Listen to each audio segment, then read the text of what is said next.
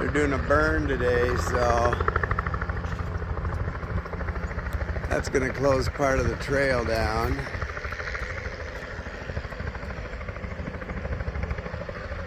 But that's not why I stopped here. I stopped here because Leapfrog is here.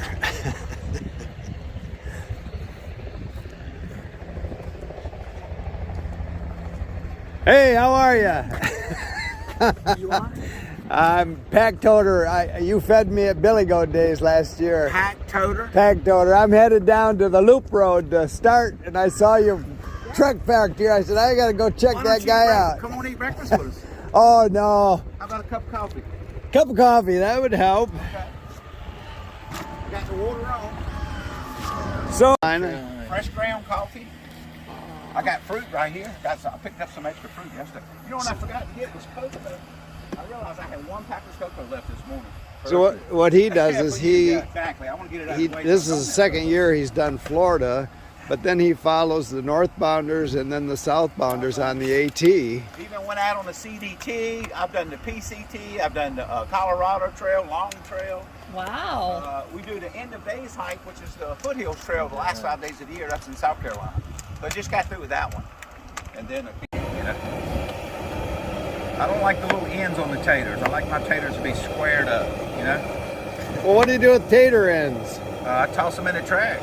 Oh, no. Oh, yeah. Oh, yeah. No, I'm a cook. That's sacrilegious to an Irishman like me. No, So even though most people start about 8 miles north of here, this is still considered the Florida Trail. This was the original starting point, but the visitor center on Alligator Alley is much more convenient. So pretty much this trail is used by people that are doing the Eastern Continental Divide Trail. But this morning when I ran into Leapfrog up at the visitor center, he said most of the people that are attempting the Eastern Continental Divide Trail this year are road walking, and I did see 2 other hikers road walking toward him on 41, but you know, basically the swamp's the swamp, so you could skip this section, but this is an interesting section. So let me talk about the Leapfrog Cafe for a second. That guy, if you're a thru hiker, you're going to run into him. He is probably one of the most incredible people you'll meet out here. Every time I've seen him, I've noticed he's got more energy than the Energizer Bunny. And he's just, I mean, he'll give you anything. He was trying to give me coffee and wouldn't let me get away without having breakfast this morning. Sucked me in with a cup of coffee and then started cooking. And there were only 3 of us there. So for people like that, I mean, he's a nonprofit, but nonprofits run on money. So if you can, I know a lot of thru hikers aren't a budget and they can't, and he doesn't expect it, but if you can, you know, slip him some money.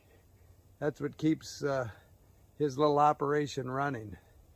And again, if you're lucky enough to run into him, you'll see exactly what I'm talking about. Just a really cool guy,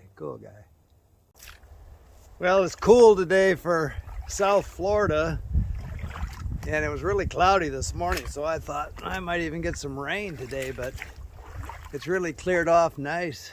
Sun's coming out. Again, still cool for South Florida, not much moving out here. But I did learn something from a ranger yesterday. She told me that if I'm out here and I touch a python, I have to kill it. I'm obligated, required by law to kill it. So I've decided I'm just not going to touch one unless it touches me first. Because obviously, when they do catch a python out here, they must dust it for prints. And so anyway, I'd love to see a python. I think the chances are pretty slim, even though there's a lot of them out here.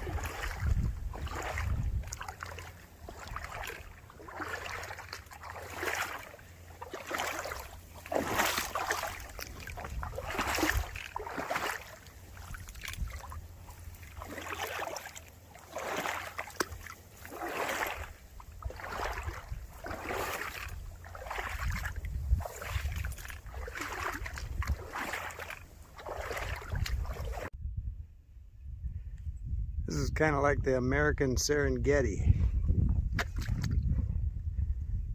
Nothing out here but mud and water and critters, no people. That's the nicest thing about the whole area.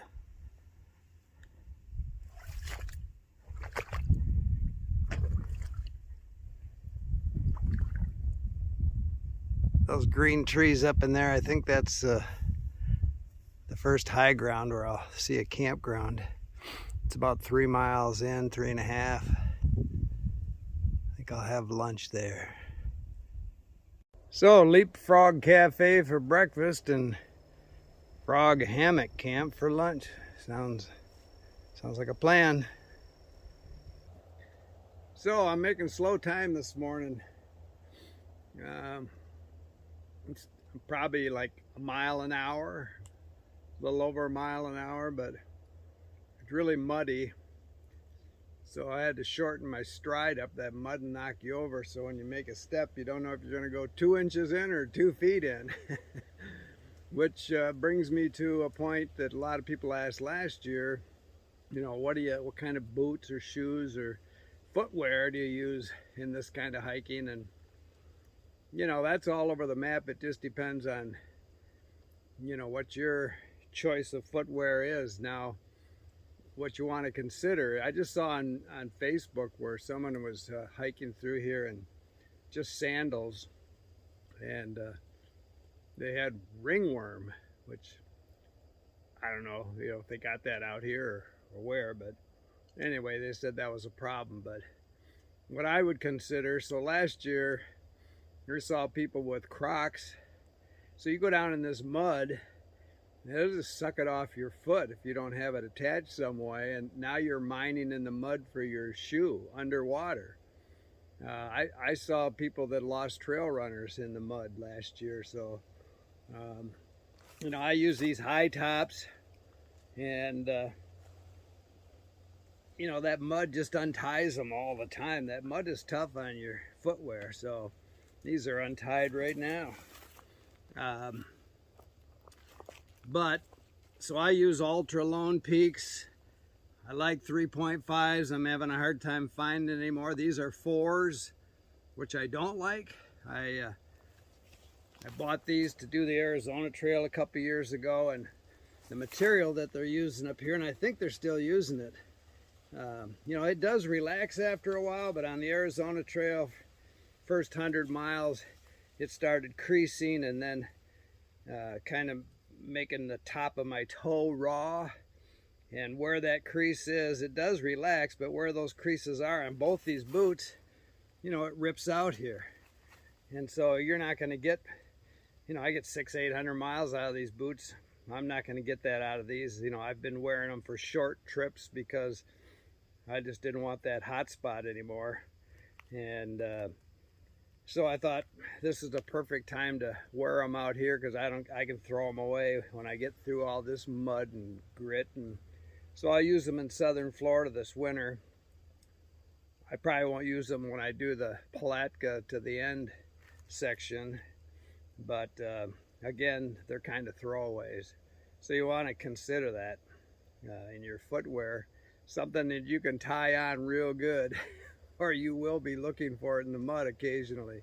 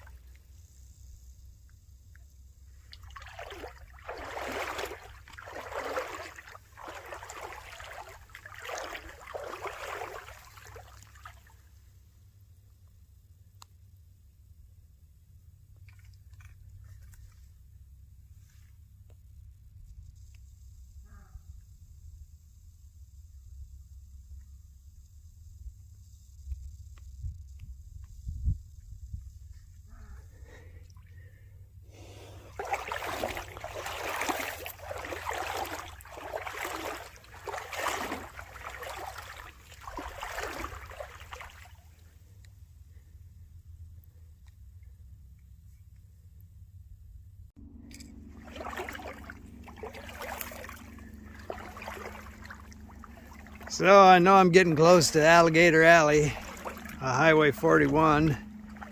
I can hear truck traffic, motorcycle traffic. I think it's still over a mile out, but getting close. I'll get there before sunset. I haven't been killing it today, but you know, it's been calved to knee-deep water all day, and I'm probably moving about a mile an hour. Maybe I'm getting old.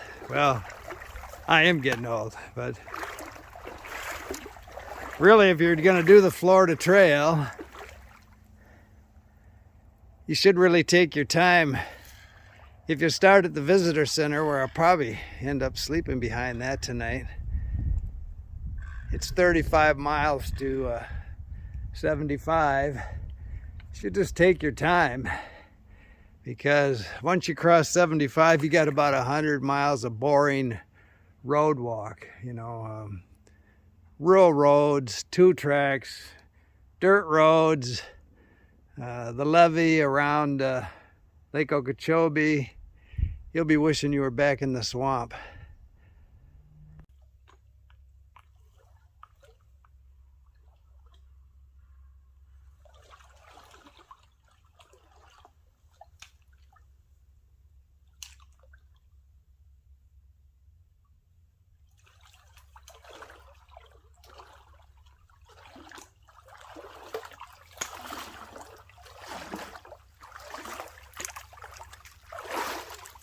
So I made it through the old trail, and this is now the new southern terminus here at the visitor center.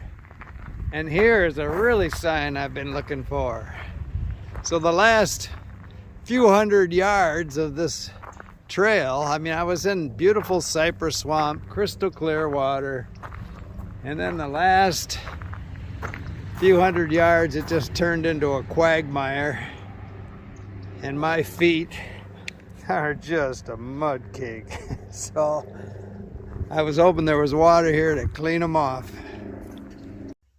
So I thought I'd make it a lot further today, at least get another, it's about another 2 miles or 1.75 miles to the next tent site on far out. But I came down the trail behind the visitor center. As a airfield, a couple of choppers here, and just where the trail starts getting wet again, I dropped anchor.